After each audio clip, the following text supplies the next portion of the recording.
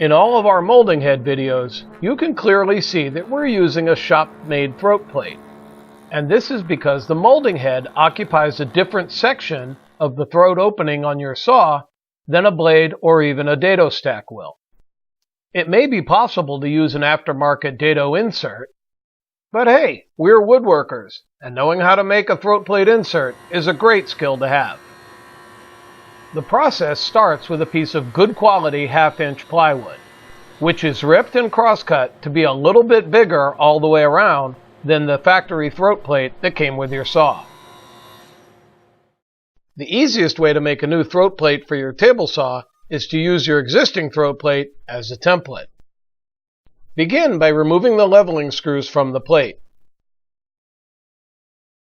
The plate is then double-face taped onto the blank, making sure that there's at least a little bit that can be trimmed all the way around.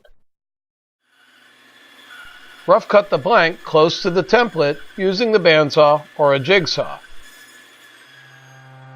And finish shaping the blank with a flush trim bit in the router table.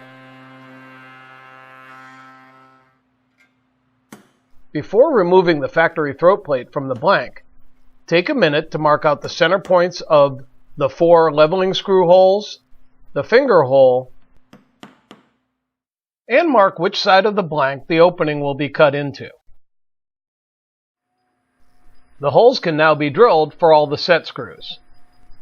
These will be tapped to match the screws, so be sure to use the proper bit that matches the tap. Note that set screws are also added to the edges and ends of the blank to ensure a snug fit in the throat opening of the saw. The finger hole is drilled using a 1-inch Forstner bit.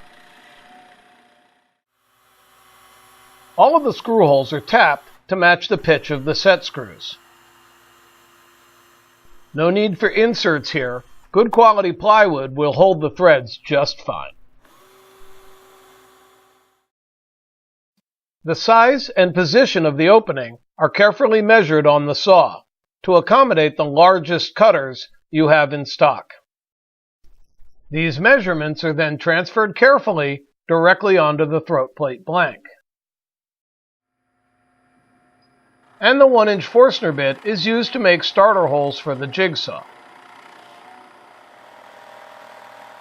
The opening is cut out with a jigsaw, working carefully to the lines, and then cleaned up with a hand file. This is different than when making a typical zero clearance insert, where the blade is used to cut the opening, but it's necessary for the molding head plate. All of the set screws are then added to the throat plate, which is then leveled out with the surface of the saw, just like any throat plate. The set screws in the edges are used to position and secure the throat plate in the opening. The molding head throat plate insert is now ready for work.